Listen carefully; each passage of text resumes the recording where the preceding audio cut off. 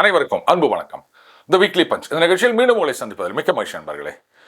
தேர்தலுக்கு முன்னாடி தவேகாவுக்கும் திமுகவுக்கும் தான் போட்டி, வேற யாருமே இல்லை அப்படின்னு சொல்லிட்டு இருந்தாங்க. இப்போவும் அதை தான் சொல்லிட்டு இருக்காங்க. நான் இதை ஒத்துக்கிறேன். ஆனால் அந்த போட்டி அப்படின்றது மக்களிடையே யார் செல்வாக்கா இருக்கிறது, இல்லைன்னா யார் ஆட்சிக்கு வருவது, அதெல்லாம் தாண்டி யார் உண்மையான திமுக அப்படின்னு ப்ரூவ் பண்ணுவதற்கான போட்டி மாதிரி தான் என் கண்ணுக்கு தெரியுதுங்க. இந்த ஆட்சியில் நிறைய பாசிட்டிவ் சைன்ஸும் எனக்கு தெரியுது. அதே சமயத்தில் ஊடால நெகட்டிவ் சைன்ஸும் நம்ம கண்ணுக்கு தெரியுதுங்க. அதனால தான் ஒரே குழப்பமாக இருக்குது. சரி, ரைட்டு, கொஞ்ச நாள் டைம் கொடுத்து பார்ப்போம், பாசிட்டிவ் விஞ்சுகிறதா இல்லை நெகட்டிவ் விஞ்சுகிறதா அப்படின்னு. பட்டு இந்த பள்ளிகள் இங்கெல்லாம் இந்த அரசியல் படுத்துவது அப்படின்றதோ இல்லை இந்த கட்சி அரசியலை கொண்டு போவது அப்படின்றதுல எனக்கு கொஞ்சம் கூட உடன்பாடு இல்லை. இதெல்லாம் தேவையில்லாத வேலை. ஆனால் கேட்டால் என்ன சொல்லுவாங்க பாருங்க, அது திமுக தான் சொன்னாங்க, நாம் அரசியல் படுத்த தவறிவிட்டோம், நமது மாணவர்களை அரசியலில் கொண்டு சேர்க்க தவறிவிட்டோம் அப்படின்லாம் சொல்லிட்டு இருந்தாங்க, அதனால நாங்கள் பண்ணுறோம் அப்படின்னா இதுக்கு ஒன்றும் பதில் சொல்ல முடியாது. அப்போ மாணவர்களுக்கு அரசியல் தேவையா அப்படின்னா, இப்போ போகிற இடத்துலலாம் சிஎம் ஃபோட்டோ வைக்கிறதுனால என்ன ஆகிட போகுது? இப்போ ஒரு ஆஸ்பத்திரியில் இல்லை ஒரு பள்ளிக்கூடத்தில் இங்கே சிஎம் ஃபோட்டோ இருந்தாகணும் அப்படின்றத விட அந்த பள்ளியிலையோ இல்லை அந்த மருத்துவமனையிலையோ எல்லா வசதியும் இருக்குதா அப்படின்றது தானே முக்கியமாக இருக்கும். ஆனால் அதை விட்டுட்டு ஒரு சிம்பாலிக்காக இது மட்டுமே ஃபாலோ பண்ணிட்டு இருக்கிறது சரியில்லைங்க. இன்றைக்கி ஒரு சில வீடியோக்கள்லாம் பார்க்கும்போது எந்த அளவுக்கு அந்த கட்சி அப்படின்றத, இன்னும் சொல்லப்போனால் அந்த ஒரு கல்ட்டு மனோபாவம், இதையெல்லாம் கல்வி நிலையங்களில் கொண்டு போகிறாங்க அப்படின்னு பார்க்கும்போது இது எங்கே போய் முடியும்னு எனக்கு தெரியல. இதில் அரசியல் படுத்த வேண்டும். பொதுவாக என்ன சொல்லுவாங்க, அந்த காலேஜ் யூனிவர்சிட்டி இந்த லெவலில் கேம்பஸ் பாலிட்டிக்ஸ்னு சொல்லுவாங்க. எதுக்கு பாலிட்டிக்ஸு? இப்போது தமிழகத்தில் arts college, engineering college, medical college அப்படின்னு வித்தியாசமாக இருக்குதுங்க. இந்த ஆர்ட்ஸ் காலேஜ் இதில் தான் பார்த்தீங்கன்னா அந்த மாணவ பேரவை தேர்தல் அப்படின்றதெல்லாம் நம்ம நிறைய பார்த்துருக்கோம். இன்ஜினியரிங் காலேஜில், குறிப்பாக மெடிக்கல் காலேஜஸில் இந்த மாதிரி நம்ம பார்த்துருக்கோமா? ஏன் அந்த இடங்களில் மட்டும் மிக குறைவாக ஆர் ப்ராக்டிக்கலி இல்லை அப்படின்னு சொல்கிற அளவுக்கு மெடிக்கல் காலேஜஸும் இன்ஜினியரிங் காலேஜஸும் இருக்குது. ஆர்ட்ஸ் காலேஜில் இருக்கவங்களை மட்டும் ஏன் நீங்கள் அரசியல் படுத்தணும் அப்படின்னு நினைக்கிறீங்க? அப்போ எங்கேயோ ஒரு வித்தியாசம் இருக்குது அப்படின்னு நமக்கு ரியலைஸ் ஆகுது இல்லையா? அரசியல் தேவைதான், அவங்கவுங்க விருப்பம் இருக்கவங்க தெரிஞ்சுக்கிட்டோம். அரசியல் அப்படின்றது கட்சி அரசியல் மட்டும் இல்லை. ஆனால் இன்றைக்கி அரசியல் படுத்தணும்னு சொல்கிறவங்கலாம் என்ன பண்ணுறாங்க, அந்த கேம்பஸ் பாலிட்டிக்ஸ், அங்கே அரசியலை சொல்லிக் கொடுக்குறோன்னு சொல்லிட்டு கட்சிக்கு வருங்கால தொண்டர்களை உருவாக்குறத தான் அவங்க ட்ரை பண்ணிட்டுருக்காங்க. இது ரொம்பவே தப்பு. மாணவர்கள் எஜுகேஷனல் இன்ஸ்டிடியூஷன்ஸுக்கு போகிறது அப்படின்றது கல்வி கற்பதற்கு, அவங்கள் அறிவை வளர்த்து கொள்வதற்கு, அதுக்கப்புறம் வெளில வந்தால் வேலை தேடுறதுக்கு, கட்சியில் ஒரு போஸ்டிங் வாங்கிறதுக்கு கிடையாது. தயவு செஞ்சு கல்வி நிலையங்களை கட்சிக்கு ஆள் பிடிக்கிற வேலையாக மாற்றி போடாதீங்க. ரைட், அடுத்தது இந்த ட்வீட்டை பாருங்கள். திமுக ஆட்சியில் இருந்தபோது அந்த தூய்மை பணியாளர்கள் இதையெல்லாம் கான்ட்ராக்டில் உடனோ தனியார் மயமாக்க வேண்டும் அப்படின்லாம் சொல்லி அவங்கெல்லாம் போராட்டம் நடத்தி பெரிய பிரச்சனைகள்லாம் ஆயிடுச்சு இல்லையா? அப்போ தாவேக்கால போட்ட போஸ்ட் இது. அதில் அவங்க என்ன சொல்கிறாங்க, இந்த தனியார் மயமாக்கத்திற்கு எதிர்ப்பு அப்படின்லாம் நிறைய சொல்லியிருந்தாங்க. ஆனால் இன்றைக்கு செய்திகள் என்ன வருதுன்னா, இந்த மாதிரி ஒரு சில இடங்களில் இதெல்லாம் தனியார் மயமாக்க போகின்றார்கள் அப்படின்ற மாதிரி செய்திகள் வருகின்றது. அது உண்மையாக இருக்கும் பட்சத்தில் அப்போது திமுகவுக்கும் தாவேகாவுக்கும் எந்த வித்தியாசமும் இல்லை அப்படின்னு நல்லாவே புரியுதில்ல. இதுதான் நான் சொன்னேன், யார் உண்மையான திமுக அப்படின்றதுக்கான போட்டியாக தான் தாவேகா வெர்சஸ் திமுகவை நான் பார்க்குறேன்னு. ஏன்னா திமுக இப்படித்தான் பண்ணாங்க. ஆட்சியில் இருக்கும்போது எதையெல்லாம் எதிர்ப்பாங்களோ, எதெல்லாம் வானா இழுத்து மூடுன்னு சொல்லுவாங்களோ, ஆட்சிக்கு வந்த பிறகு அதை பற்றி பேசவே மாட்டாங்க. நீங்கள் ஆட்சியில் இல்லாதப்போ எதிர்கட்சியாக இருக்கும் பொழுது தனியார் மயமாக்கக்கூடாதுன்னு சொல்லிட்டு, ஆட்சிக்கு வந்த பிறகு ஒருவேளை இதெல்லாம் தனியார் மயமாக்கினால், அப்போது நீங்கள் சொன்னதுக்கும் செய்கிறதுக்கும் சம்பந்தமே இல்லை. ஆனால் திமுக செஞ்சதுக்கும் தாவேகா செஞ்சதுக்கும் செய்கிறதுக்கும் சம்பந்தம் இருக்குன்றது நல்லா புரியுது இல்லையா? அதே மாதிரி தான் அந்த பரந்தூர் ஏர்போர்ட். அகெயின் வருகின்ற செய்திகள்லாம் பார்த்தீங்கன்னா எது உண்மையான செய்தி, எதை நம்புறதுன்னே ஒன்றும் புரியலைங்க. திடீர்னு பார்த்தீங்கன்னா அது அப்படியே நிறுத்தி வைக்கப்பட்டுள்ளது, அது சிப்காட்டாக மாற்ற போகிறாங்க. ஒன்று கவனிக்கணும், எதுவுமே அதிகாரப்பூர்வ தகவல் கிடையாது. அப்படியே ஆளாளுக்கு ஏதோ ஒரு செய்தி அடித்து விட்டுட்ருக்காங்க. எல்லாம் முடிஞ்ச பிறகு அது என்ன நடக்கும் அப்படின்றது அந்த ஆண்டவனுக்கு தான் தெரியும் போல இருக்குது. இப்போ அந்த பரந்தூரில் ஏர்போர்ட் கட்டலை அப்படின்னா எங்கே கட்ட போகிறாங்க? சரி, இப்போ அந்த கையகப்படுத்தப்பட்ட நிலம் அதில் வந்து கிட்டத்தட்ட ஏதோ ஒரு 90% வரைக்கும் காம்பன்சேஷன் கொடுத்துட்டதாகவும் செய்திகள்லாம் வருகின்றது. சரி, 90%ஓ 70%ஓ 50%ஓ வாட் எவர். இப்போது அந்த ஏர்போர்ட் திட்டத்தை கைவிட்டு விட்டார்கள் அப்படின்னு சொன்னால், அப்போ அந்த நிலத்தை என்ன பண்ண போகிறோம்? விவசாய நிலம், விவசாயிகளது வாழ்வாதாரம் பாதிக்கப்படக்கூடாது அப்படின்னு சொல்லித்தானே வந்து இப்போ அதை நிறுத்துகிறோம்னா, அப்போ அந்த நிலத்தை விவசாயிகள் கிட்ட திருப்பி கொடுக்க வேண்டும். அதை வேற எந்த ஒரு பயன்பாட்டுக்கும் நம்ம எடுத்துக்க கூடாது. இதுதானே நியாயமா இருக்கும். ஆனா நிலத்தை எடுத்துப்போம், ஏர்போர்ட் வராது, அதுக்கு பதிலா சிப்காட்டு இல்லை வேற ஏதோ வருது அப்படின்னு சொன்னா, அப்போ இது ஏதோ வீம்புக்காக பண்ற மாதிரி தான் தோணுமே தவிர, நிஜமாகவே வந்து விவசாயிகள் மேல அக்கறை இருக்க மாதிரி தெரியாது. ஸோ அங்கே ஏர்போர்ட் வரப்போதா, சிப்காட் வரப்போதா, என்ன வரப்போதா எதுவுமே தெரியல. இப்போ திடீர்னு பார்த்தீங்கன்னா, மறுபடியும் அந்த ஏர்போர்ட் வேலை சுகர ஆரம்பிக்கிற மாதிரி ஒரு செய்தி வந்திருக்கு. இதுதான் நான் சொன்னேன். எதுவுமே அதிகாரப்பூர்வமாக வர்றது கிடையாது. என்ன நடக்குது அப்படின்றது எதுவுமே தெரியல. முழுசாக கண்ணு முன்னாடி வந்த பிறகு தான் தெரியும் போல இருக்கு. ஆனால் இந்த பரந்தூர் ஏர்போர்ட் இந்த திட்டத்தை கைவிட்டு விட்டார்கள் அப்படின்னு சொன்னால், அப்போ அந்த நிலத்தை விவசாயிகிட்ட கொடுக்கறது தான் வந்து கரெக்டாக இருக்கும். அதை விட்டு நாங்கள் வந்து வேறு பர்பஸ்க்கு யூஸ் பண்ணிக்கிறோம் அப்படின்னு சொன்னால் அது ரொம்ப ரொம்ப தப்பு. என்ன பண்ண போகிறாங்க அப்படின்னு தெரியல. பொறுத்து இருந்து பார்க்கலாம். இது ஒரு முக்கியமான விஷயமா நான் பார்க்குறேன். அதாவது நம்ம மீனவர்கள் பாருங்க, இலங்கை கடற்படையினால் கைது செய்யப்படுகின்றார்கள். அவங்க வலைகள், மீன், படகெல்லாம் வந்து இலங்கை கடற்படை பிடிச்சின்னு போயிடுறாங்க அப்படின்றது வந்து ரொம்ப காலமாக இருக்கின்ற ஒரு குற்றச்சாட்டு. உடனே வழக்கம் போல் எல்லாரும் வந்து பிரதம மந்திரிக்கு ஒரு கடிதம் எழுதுவாங்க. இந்த மாதிரி தமிழ் மீனவர்கள் அவங்க வந்து பிடிச்சிட்டு போயிட்டாங்க, அவங்கள வந்து காப்பாற்ற வேண்டும், இந்த மாதிரி நடக்காமல் இருப்பதற்கு வந்து நடவடிக்கை எடுக்க வேண்டும் அப்படின்னு. சரி, ஒரு 2-3 நாளைக்கு முன்னாடி தமிழ் பத்திரிகையில் வந்த செய்தி, நம்ம தமிழகத்திலேருந்து போன மீனவர்களை ஆந்திரா மீனவர்கள் அவங்களுக்குள்ள ஏதோ பிரச்சனை புடிச்சு வச்சுக்கிறாங்க அப்படின்னு அந்த செய்தி. இப்ப இது யாருக்கு கடிதம் எழுதுவது? இதுல இந்த இலங்கை கடற்படை கைது செய்கின்றது அப்படின்னா அங்க உண்மையான பிரச்சனை என்ன அப்படின்றத பத்தி யாரும் பேச மாட்டாங்க. ஏன்னா அங்க எதிர்ப்பு வருவது எல்லாமே இலங்கையில் இருக்கின்ற இலங்கை தமிழர்கள், அந்த மீனவர்கள் கிட்டேருந்து தான் இந்த எதிர்ப்பு வருகின்றது. சொல்லப்போனால் அங்கே இருக்கின்ற இந்திய தூதரகத்துக்கு முன்னாடி இலங்கை தமிழ் மீனவர்கள் போயிட்டு இந்த மாதிரி கைது செய்யப்பட்டவங்களோட படகெல்லாம் திருப்பி கொடுக்கக்கூடாது, அவங்க பாட்டுக்கு நம்ம நாட்டு எல்லையில் வந்து மீன் பிடிச்சின்னு போகிறாங்க, அவங்க இது எல்லாத்தையும் வந்து இதை என்னென்னோ சொல்கிறாங்க, இரட்டை மடி வலை, சுருக்கு வலை, அப்படி இப்படின்லாம் எல்லாத்தையும் எடுத்துட்டாங்க, நம்ம கடல் பகுதியில் தான் நல்ல மீன் கிடைக்குதுன்னு சொல்லிட்டு இங்கே வந்து எங்கள் வாழ்வாதாரத்தை பாதிக்கின்றார்கள், அவங்கள வந்து ரிலீஸ் பண்ணக்கூடாதுன்னு போராட்டம் பண்ணது இலங்கை தமிழர் மீனவர்கள் அங்கே இந்திய தூதரகம் முன்னாடி. இதை யாராவது பேசுறாங்களா? திருப்பி திருப்பி இலங்கை கடற்படை இப்படிதான் சொல்லிட்டு இருக்காங்க. சரி, இப்ப அந்த தமிழ்நாடு, ஆந்திரா இந்த பிரச்சனைக்கு என்ன பதில் சொல்ல போறாங்க? ஸோ எந்த ஒரு பிரச்சனையா இருந்தாலும் அதனுடைய மூல காரணம் என்ன அப்படின்றத பத்தி யாரும் யோசிக்கிறது கிடையாது. ஒன்லி ரெட்டாரிக், எமோஷன், அவ்வளவுதான்.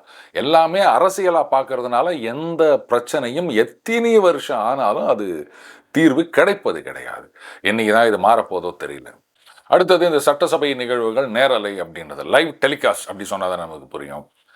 இதில் அமைச்சர் ராஜ்மோகன் அவர் என்ன சொல்லியிருந்தாரு, இது லைவ் போயிட்டுருக்குன்னு தான் நான் நினச்சேன், அப்புறமா தான் எனக்கு தெரிஞ்சுது இல்லை ஏதோ சம் ப்ராப்ளம், அது லைவ் போகல அப்படின்னு, இனிமே அது வந்து ஒளிபரப்பு செய்யப்படும், அதில் எந்த தடங்களும் இருக்காது அப்படின்னு சொல்லியிருந்தாரு. ஆனால் தாவகைக்காவை சார்ந்த சிலர் ஊடகங்களில் வந்து விவாதம் செய்யும்போது அவங்க டிஃபெண்ட் பண்ணுறதே வித்தியாசமாக இருக்குது. இதெல்லாம் ஒரு காரணமா அப்படின்னு இதுதான் சொல்றது. ஒரு கட்சின்னு சேர்ந்துக்கிட்டீங்கன்னா நீங்க வந்து முட்டு கொடுத்தே ஆகணும். ஏங்க இந்த மாதிரி வந்து லைவ் ஃபீடு வரல, திமுக அதிமுக ஆட்சியிலலாம் வரல, நாங்க கொண்டு வருவோம் அப்படின்னு சொல்லிவிட்டு இப்போ நீங்களும் கட் பண்ணா என்ன அர்த்தம்னா, அது அப்படி இல்லைங்க. அதாவது இந்த சட்டசபை அவை குறிப்பிலிருந்து நீக்க வேண்டிய சில விஷயங்கள் இதெல்லாம் யாராவது சொல்லிட்டாங்கோ அப்படின்னு சொன்னால் அப்போ வந்து அது லைவ்ல போயிட்டு இருந்ததுன்னு சொன்னால் மறுபடியும் அதை எப்படி இது பண்ண முடியும்? அதனால் ஒரு சிஸ்டம் கொண்டு வர வேண்டும் அப்படின்னு. ஐயையோ வாடாங்க, இந்த சிஸ்டத்தை மாற்றணுன்னாலே எங்களுக்கு பகீர்னு தூக்கி போடுது. ஏன்னா நிறைய பேர் இந்த மாதிரி சொல்லிட்டாங்க.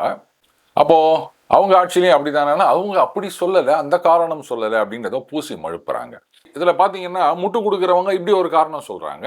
ஆனால் அமைச்சர் என்ன சொல்கிறாரு, இல்லை அது ஏதோ சம் ப்ராப்ளம் எனக்கே தெரியாது, இனிமேல் தொடர்ந்து நடைபெறும் அப்படின்னு சொல்கிறாரு.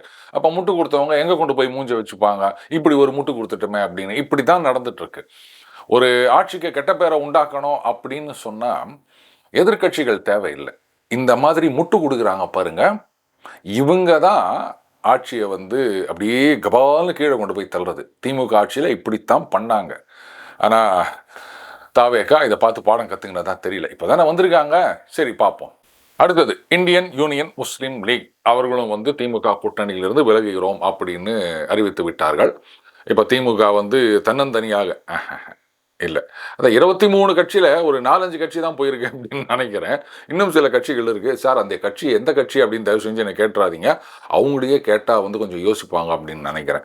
ஸோ வெறும் லெட்டர் பேட் கட்சிகள் அப்படின்னு சொல்லலாம். இன்னும் சில கட்சிகள் பார்த்தீங்கன்னா அந்த ஒரு எம்எல்ஏ ஒரு தொகுதியில் செல்வாக்கு இருக்கின்ற அப்படி ஒரு சில கட்சிகள் மட்டும்தானே தவிர கூட்டணினா இந்த கட்சிகள் தான் அப்படின்னு சொல்லக்கூடிய இந்த விசிகா, கம்யூனிஸ்டுகள், இந்தியன் யூனியன் முஸ்லீம் லீக், காங்கிரஸ், இந்த 4 கட்சிகளும் அந்த பக்கம் ஒட்டுக்கா போயிட்டாங்க. இப்போ ப்ராக்டிக்கலி திமுக தன்னந்தனியாக நிற்கின்றது. இதில் தான் வந்து அண்ணன் ஆர்.எஸ். பாரதி அவர்களுடைய அந்த பேச்சை பார்க்கணும். அவங்க வந்து பங்காளிகள், அதனால வந்து திமுக அதிமுக ஒன்று சேருவது தப்பில்லை அப்படின்ற மாதிரி பேசியிருக்காரு. என்னுடைய கருத்தும் அதுதான். சேரக்கூடாதெல்லாம் யாரும் சொல்ல முடியாது. எங்களை தோக்கடிக்கிறதுக்காக அவங்க சேர்ந்துட்டாங்க அப்படின்னு சொன்னால் கரெக்டு. இப்போ இவங்க ஆட்சிக்கு வரக்கூடாதுன்றதுக்காகத்தானே நீங்கள் அவங்களெல்லாம் கூப்பிட்டு சேர்த்து வச்சுன்னுக்கிறீங்க. கம்யூனிஸ்ட்டு, காங்கிரஸ், பிசிக்கெல்லாம் நேற்று வரைக்கும் எங்கே இருந்தாங்க? உங்களை தோற்கடிக்கணும் அப்படின்ட்டு தானே அவங்க திமுக கூட்டணியில் இருந்தாங்க. அப்போ தாவேகாவை தோற்கடிக்க வேண்டும், அதிமுகவை தோற்கடிக்க வேண்டும் அப்படின்னு சொன்னவங்க இன்றைக்கி தாவேகாவோட சேர்ந்துக்கின்னு இதில் அதிமுகவினர் வந்தாலும் அதையும் வந்து அட்ஜஸ்ட் பண்ணிக்கின்னு போகிறதுன்றதுக்கு என்ன நியாயம் சொல்வீங்க? அதனால் திமுக அதிமுக சேர்றதா முடிவு பண்ணாங்கன்னா அது அவங்களுடைய சொந்த முடிவு, அது மக்கள் ஏற்றுக்கணும். அதை வந்து மற்ற கட்சிகளோ, குறிப்பாக வந்து டகால்னு அந்த பக்கம் பதவி வருதுன்னு சொன்னா ஓடிப்போன கட்சிகளோ சொல்கிறதுக்கு எந்த யோகியதையும் கிடையாது. இப்போ அதிமுக ஒரு மிகப்பெரிய இக்கட்டான சூழ்நிலையில் இருக்கின்றதுன்னு தான் சொல்லணும். ஒரு பக்கம் எல்லாமே தாவேகா பக்கம் போயிட்டு இருக்காங்க, இன்னொரு பக்கம் திமுகவுக்கும் ஒரு சின்ன அளவில் போயிட்டு இருக்காங்க. இப்படி எல்லாருமே எங்கேயாவது போயிட்டு இருந்தாங்கன்னா ஏதாவது ஒரு அணியில் ஒன்று தாவேகா பக்கமோ இல்லை திமுக பக்கமோ ஒரு மாதிரி ஒரு கூட்டணி அப்படின்னு இல்லாட்டாலும் ஒரு அண்டர்ஸ்டாண்டிங்கிற அளவுக்கு அதிமுக போயாக வேண்டிய கட்டாயம். அப்படி இல்லைன்னா கட்சின்றது காணாமல் போயிடும் போல இருக்குது. ஆனால் எங்கே போனாலும் கஷ்டம். இப்போ தாவேகா பக்கம் போனால் அப்படின்னா பர்மனெண்ட்டாக ஜூனியர் பார்ட்னர், அட்லீஸ்ட் திமுக பக்கம் போனால் கூட ஒரு ஈக்குவல் பார்ட்னர் அப்படின்ற ஒரு ஹோப் இருக்கும் அப்படின்னு நினைக்கிறேன். பாஜக பக்கம் போனால் அவங்க இப்போ அந்த பக்கம் தான் இருக்காங்க. ஆனால் பாஜக எந்த பக்கம் போகும்னு தான் அதிமுகவுக்கு தெரியல. நம்ம அன்றைக்கே பார்த்தோம், திமுகவுடன் பாஜக கூட்டணி அப்படின்னா தேர்தல் நேரத்தில் முடிவு செய்யப்படும் அப்படின்னு நயினார் அவர்கள் சொன்னதா அந்த பத்திரிகை செய்தி. இப்போ திமுக பக்கம் முதல்ல போகிறது பாஜகவா அதிமுகவா? இதுதான் வந்து பெரிய போட்டியா இருக்கும் போல இருக்குது. அரசியல் இதெல்லாம் சாதாரணமாப்பா அப்படின்னு யார் வேணா யாரோட வேணா கூட்டணி வச்சுக்க வேண்டியதான். இதுல கேட்கறதுக்கு என்ன யோகியதை இருக்கு யாருக்கும் சொல்லுங்க. இல்ல நமக்கு தான் என்ன யோகியதை இருக்குது? நேத்து வரைக்கும் ஒரு கட்சி சின்னத்துல நின்று ஒருத்தர் ஜெயிச்சுட்டு போயிருப்பாரு. அதுக்கப்புறம் நாளைக்கு வந்து அவங்களுக்கு எதிராக இருந்த கட்சி ராஜினாமா பண்ணிட்டு அங்க போய் சேர்ந்து அந்த சின்னத்துல வந்து நிற்பாரு. அவருக்கும் ஓட்டு போட்டு ஜெயிக்க வைக்க போற ஜனங்க தானே நம்ம.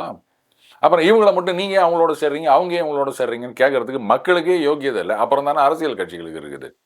இதில் இந்த இடைத்தேர்தல் வரப்போகுது இல்லையா, இது வந்து இந்த தேர்தலுக்கு அப்புறம் ஒரு மிகப்பெரிய சேர்னிங்காக இருக்கும் அப்படின்னு பார்க்குறேன். மதிமுக அவர் என்ன முடிவெடுப்பாருன்னு தெரியல. ஏன்னா மதிமுக சின்னத்தில் யாரும் போட்டி போடலை, அவங்கெல்லாம் திமுக சின்னத்தில் தான் போட்டி போட்டாங்க. இப்போ அவங்கள வந்து ராஜினாமா பண்ண சொல்லுவாங்களா அது தெரியல, அவங்க பண்ணுவாங்களா அது அடுத்த கேள்வி. திமுக எப்படியும் அவங்கள ரீட்டைன் பண்ணிக்கினாங்கோ அப்படின்னு சொன்னால் கஷ்டம்தான். இதில் அவர் மட்டும் ஏன் ஒட்டி நிற்கிறாருன்னு தெரியல. பட்டு மொரட்டு முட்டு அப்படின்னா அண்ணன் வைகோவை தான் சொல்லணும். இந்த மேக்கே தாத்து இதுக்கு வந்து மத்திய அரசாங்கம் தான் காரணம் அப்படின்னு சொல்லிட்டாரு. எப்படிங்க, எனக்கு கொஞ்சம் கூட புரியல. காங்கிரஸ் அரசாங்கம் அவங்க தான் அதை கட்டணும் அப்படின்னு சொல்லி நிற்கிறாங்க. அவங்களோட தான் கூட உக்காந்து நிற்கிறாரு அண்ணன் வைகோ அவர்கள்.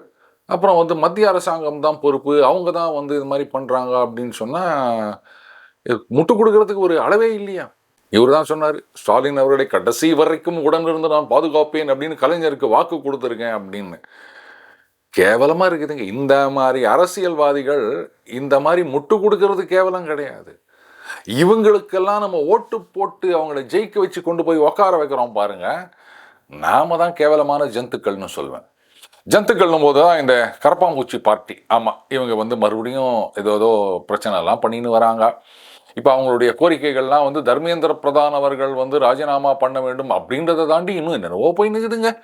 இதில் வந்து இந்த எல்ஜிபிடிக்யூ அதை பற்றிலாம் பேச ஆரம்பிச்சிருக்காங்களாம்.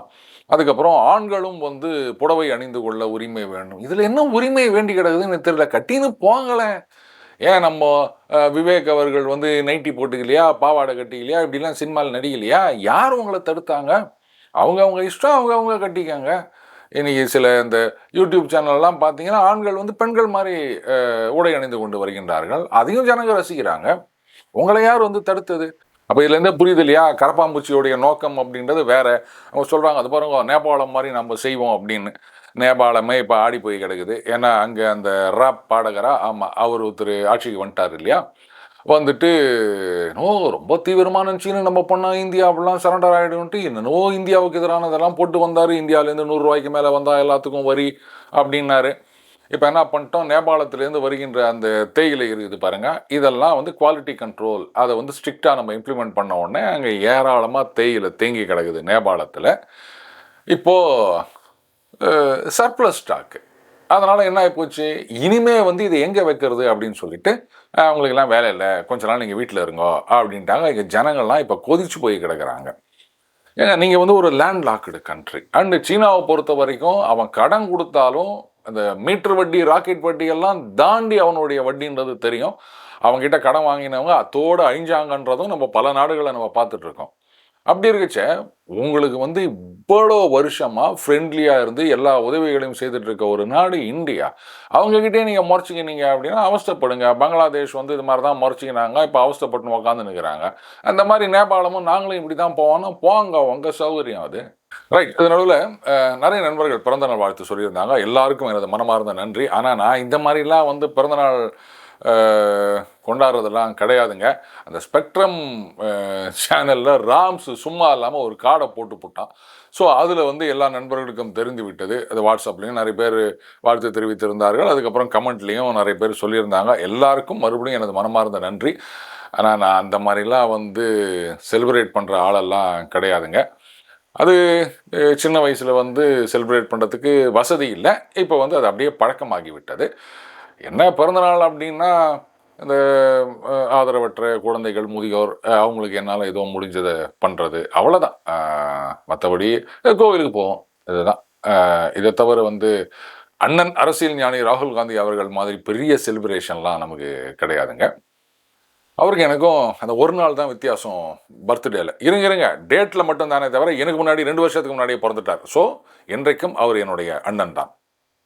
கடைசியாக இந்த பாயசம் பரிமாறுவதுன்னு சொல்லுவாங்களே, அந்த மாதிரி அண்ணன் ட்ரம்ப் வேறே என்னதான் நினச்சாரு எனக்கு புரியலங்க. அவர் ட்வீட் போடுறாரு, இந்த மாதிரி ஜார்ஜியா மெலோனி, இத்தாலியோடைய பிரைம் மினிஸ்டர், அவங்க வந்து என்கிட்ட கெஞ்சினாங்க ஃபோட்டோ எடுத்துக்கணும் அப்படின்னு. ஏன்னா அவங்க ஊரில் வந்து அவங்க அந்த அளவுக்கு பாப்புலராக இல்லை, அதனால் என்கிட்ட இது மாதிரி கேட்டாங்க அப்படின்னு ஒரு போஸ்ட்டு போட்டு விட்டாருங்க. அவங்க சும்மா புடின்னு பிடிச்சிட்டாங்க. நானும் கெஞ்ச மாட்டேன், என்னுடைய நாடும் கெஞ்சாது. என்ன நினச்சி நிற்கிறீங்க, எப்படி ஒரு பிரசிடெண்ட்டாக இருந்து இந்த மாதிரிலாம் நீங்கள் பேசி நிற்கிறீங்களே அப்படின்னு பொறிஞ்சு தள்ளிட்டாங்க. ஒன்று கவனிக்கணும், இத்தாலியில் யாரா பார்த்தீங்களா, ட்ரம்ப் என்ன சொல்லிட்டார் பாருங்க, அதோ நம்ம பிரைம் மினிஸ்டர் போய் கெஞ்சினாங்க, அசிங்கப்பட்டாங்க இப்படின்னு ஒருத்தர் கூட சந்தோஷப்படலை. எதிர்கட்சியாக இருக்கட்டும், சாதாரண மனிதனாக இருக்கட்டும், யாரும் சந்தோஷப்படலை. அத்தனை பேரும் ஒன்றா சேர்ந்து, என்ன அமெரிக்கா பிரசிடெண்டாக இருந்தால் அவ்வளோ பெரிய அப்பாட்டகரா, எப்படி நீ இந்த மாதிரிலாம் போய் பேசிட்டு தெரிவே அப்படின்னு கிழிகிழின்னு கிழிச்சாங்களே தவிர ட்ரம்ப் சொல்லிட்டார் அப்படின்னு சந்தோஷப்படலை. நான் நினைக்கிறேன் அவங்க வந்து இந்த ஜூஸில் கூட கொஞ்சம் உப்பு போட்டு குடிப்பாங்கன்னு நினைக்கிறேன். அதனால தான் வந்து தேசம்தான் முக்கியம் அப்படின்னு நினைக்கிறாங்க. இங்கே இருக்கிற ஒரு சிலர் மாதிரி, அது காசுக்கு வேலை போனாங்களா இல்லை எதுக்கு வேலை போனாங்களோ இல்லை வந்து பதவி ஆசையில் பண்ணுறாங்களான்னு தெரியாது. யாராவது ஏதாவது சொல்லிட்டா பார்த்தீங்களா இவர் அசிங்கப்பட்டார் அப்படின்னு, அது உண்மை இல்லை பொய்ன்னு தெரிஞ்சாலுமே அதை வச்சு சந்தோஷப்படுற ஒரு கும்பல். ரைட். இது ட்ரம்ப் வந்து அந்த உடன்படிக்கையில் சைன் பண்ணார். இதை பற்றி நிறைய கேள்விகள் இருக்குது. பட் இன்னும் எனக்கு ஒரு சின்ன சந்தேகம் இருக்குது, இது வந்து ஒரு ட்ராப் செட் பண்ணிக்கிறாரோ ட்ரம்ப் அப்படின்னு. அது வருகின்ற காலங்களில் தெரிய வரும். ஏன்னா ஈரானுக்குள்ளேயே கொஞ்சம் குழப்பம் ஓடிட்டு இருக்குதுங்க. அந்த மொதாபா கமேனி இருக்கார் இல்லையா, அவர் வந்து இந்த ஒப்பந்தத்தை ஏற்றுக்கொண்டார் அப்படின்ற மாதிரி ஒரு சில செய்திகள் வந்தது. இப்போ நாடானா ஐயோ கிடையவே கிடையாதுங்க, அவர் ஒத்துக்க மாட்டேன்ட்டாரு, ஆனால் இவங்க சில பேர் வந்து ஒப்பந்தத்தில் கைத்து போடணுன்ட்டு போயிட்டாங்க அப்படின்னு இப்போ ஒருத்தர் வந்து பேசியிருக்காரு. அவர் ஏதோ அரெஸ்ட் பண்ணியிருக்கிறதா சொல்லியிருக்காங்க. உள்ளுக்குள்ளே ஏகப்பட்ட குழப்பம் நடக்குது. அதனால் ட்ரம்ப் வந்து தோற்று விட்டார், ஏமாந்து விட்டார் அப்படின்றத என்னால் முழுமையாக ஏற்றுக்கொள்ள முடியவில்லை. என்ன ஒன்றே இந்த ஹோர்முஸ் எப்போ திறப்பாங்க எப்போ மூடுவாங்கன்னு தெரியல. அந்த காலத்துலலாம் அந்த தெருக்கோடையில் தண்ணி வருதா அப்படின்னு எங்கள் அம்மா பார்த்துட்டு வர சொல்லுவாங்க. நான் போய் பார்த்துட்டு வருவேன். திடீர்னு தண்ணி வருதுன்னா, அம்மா தண்ணி வருதும்மா அப்படின்னா குடத்த தூக்கினோன்னா தண்ணி நின்று போடும். இல்ல சரி இனிமே எங்க வரப்போகுதுன்னு நினைச்சுன்னா, திடீர்னு குழாயில தண்ணி வரும். பெரிய கூட்டம் நிக்கும். அந்த மாரி தான் ஹோமோஸ் ஆயிப்போச்சுங்க. பேசாம ஒண்ணு செய்யுங்க. இந்த கேலண்டர்ல வந்து ராகு காலம், யமகண்டம், குளிகை காலம் அப்படின்னு போடுறா மாரி, ஹோர்முஸ் திறக்கும் நேரங்கள் அப்படின்னு தினைக்கும் ஒரு 6 மணி நேரம், 7 மணி நேரம் ஏதாவது ஒரு டைம ஃபிக்ஸ் பண்ணுங்கய்யா. மண்டை காயுது. ஏன்னா தொறந்துக்கிறீங்களா? இல்ல மூடிக்கிறீங்களா? இல்ல தொறந்து மூடுவீங்களா? இல்ல மூடி தொறப்பீங்களா? இல்ல அமைதி வந்துருச்சா? இல்ல சண்டை நின்றுருச்சா? இல்ல சண்டை நிக்குது ஆனா அமைதி வரல. அமைதி வந்துச்சு ஆனா சண்டை நிக்கல. ஏன்யா போட்டு குழப்பின்னுக்கிறீங்க? இங்க இருக்கிற ஜனங்கள்லாம் மண்டை காஞ்சு போய் உட்காந்துன்னுக்கிறாங்க. உங்களுக்கு பொழுது போலன்னா இந்த மாரி தான் தொறந்து மூடி இந்த சின்ன குழந்தைங்களே கேட்ல வந்து தொறந்து மூடி ஆடுனா வீட்ல இருக்கவங்க திட்டுவாங்க. அந்த மாரிலாம் பண்ணாத திருடன் வருவான் அப்படின்னு. இப்ப வேற ட்ரம்ப் சொல்லிக்கிறாரு. இது பாரு 60 நாளைக்குள்ள பேச்சுவார்த்தை ஒத்துக்கின்னு இதெல்லாம் பண்ணல அப்படின்னு சொன்னா, நீ என்ன டோல் கலெக்ட் பண்றது? நான் டோல் கலெக்ட் பண்ணுவேன் அப்படின்னு சொல்லிக்கிறாரு. யோவ்! என்னங்கய்யா இது? என்ன நடக்குதுங்க? சரி விடுங்க. 60 நாள் வெயிட் பண்ணி பார்ப்போம். மீண்டும் அடுத்த ஒரு சந்திப்போம். வணக்கம்.